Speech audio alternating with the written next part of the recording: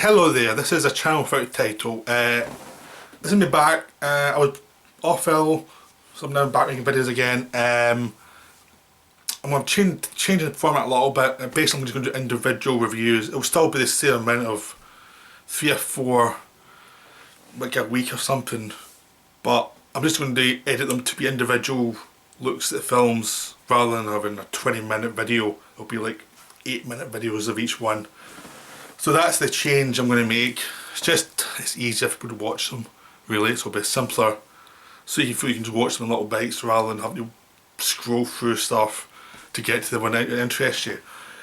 So my first one I'm going to talk about is 2001: A Space Odyssey, which is, I thought I'd start with a masterpiece, really. It's one of my favourite films. I saw it recently in Blu-ray and it's gorgeous. I mean, it's just a beautiful film. I haven't seen it for a long time, so it was quite good to come back and actually watch it again, because I don't actually watch films, the same film again and again and again and again, because I find you end up getting sick of them pretty quick. Plus I can remember things too well, so I can quote things pretty easily after I've seen it, so I try and leave it for a bit so you can experience it with some freshness. So I intentionally didn't have watched 2001 since like 2010 or something, really, like the sequel. But I haven't watched it for that long because I just wanted a break because I knew it so well. And just watching it again just was a real surprise how strong it was, how simple it actually is. Because the film is very complicated, but it's also very simple. There's a simple setup to the film, which is in the pre-man era, a monolith comes down and it suggests it gives the apes in Africa the knowledge how to make weapons and how to kill to survive. Then you jump to 2001, where all this invention has led to man conquering the stars. Basically, they're now out in space. They've conquered flying. They can do so much. And they're starting to lose their soul because they've done everything. Everything's boring to them. They're kind of starting to hit a kind of cul-de-sac in evolution. Then they find a new monolith buried in the moon. They have to go to Jupiter to find where it's sent a signal to investigate. As they go to Jupiter, the onboard computer goes mad, kills most of the astronauts. It's deactivated, and at the end, the winning astronaut reaches Jupiter through a Stargate and evolves into a next level of humanity, or next being that jumps from humanity. That's a very simple story. I mean, it's not that complicated. You could do it in a comic strip, which they did. It's a very basic setup, but that's the way a lot of good movies are, where it's just like there's not tons of plot mechanics. It's just like, this is a basic story, now we're going to fill it with details. And the details they fill in this film is atmosphere and watching people and creatures react and go about their lives and go through their situations from a very distant viewpoint.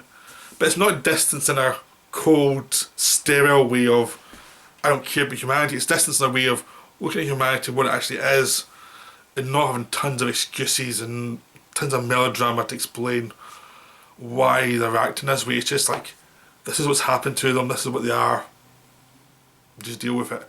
So the apes are not sentimentalised, these are just the apes. They're starving, and you just watch them, and you watch them for 20 minutes really in the film. I think it's 20 minutes, and you get used to the rhythm of it. And the film is all about rhythm, because each section has its own rhythm that affects the next one, and you actually get emotionally attached to the rhythm of the movie that leads you towards the next section. So it's all about the editing style, the rhythm, the music. It tells you a lot, as much as anything that happens in the film does.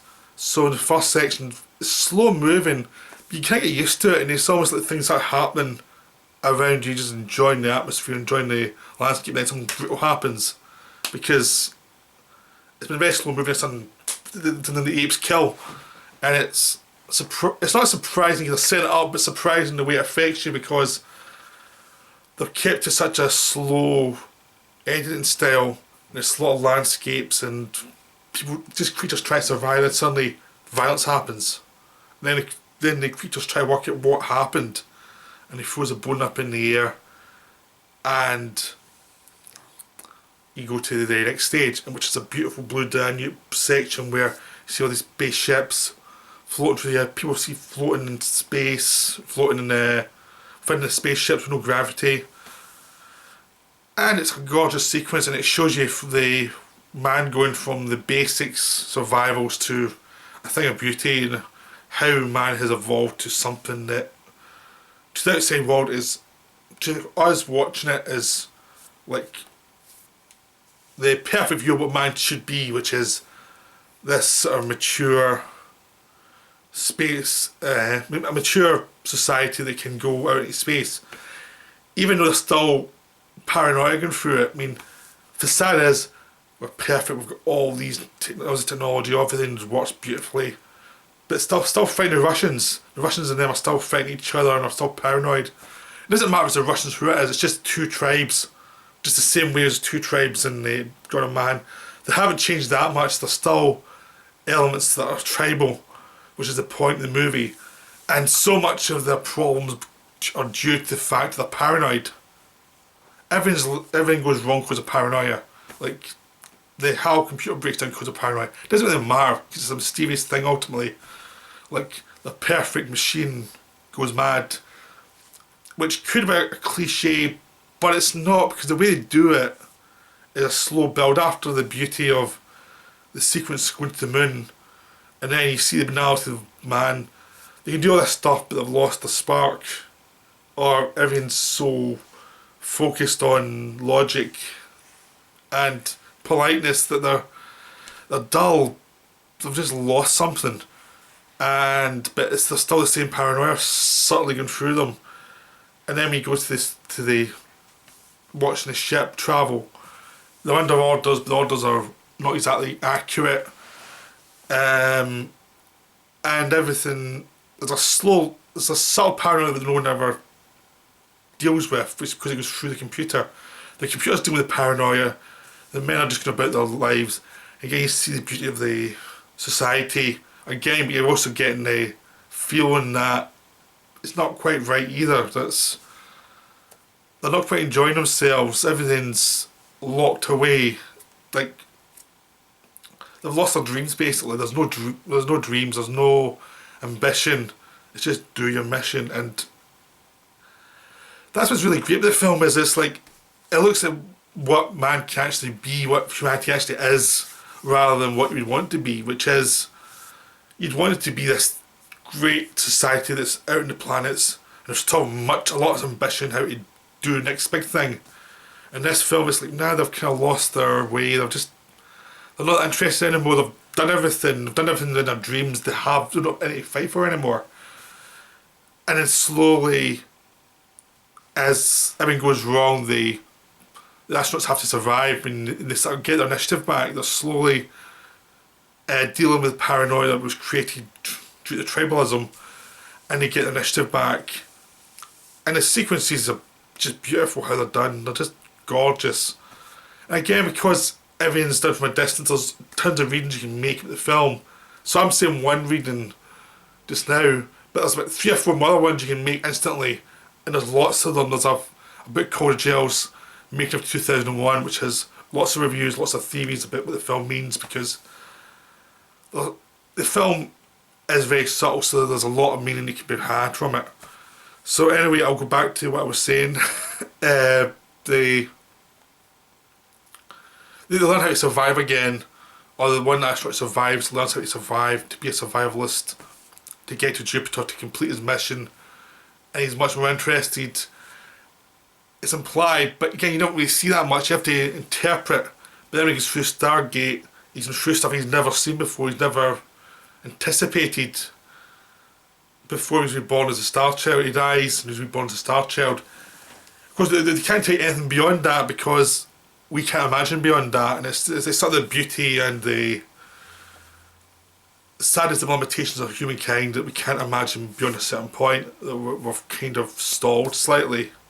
That's one potential meaning. That potential meaning could be we're actually are going to go beyond what we can imagine. It just depends how you interpret it. It's all about where do we come from, where are we going, what are we here, without actually stating anything definitively, but it creates a feeling of where are we in the universe. It's a movie about feeling like where are we?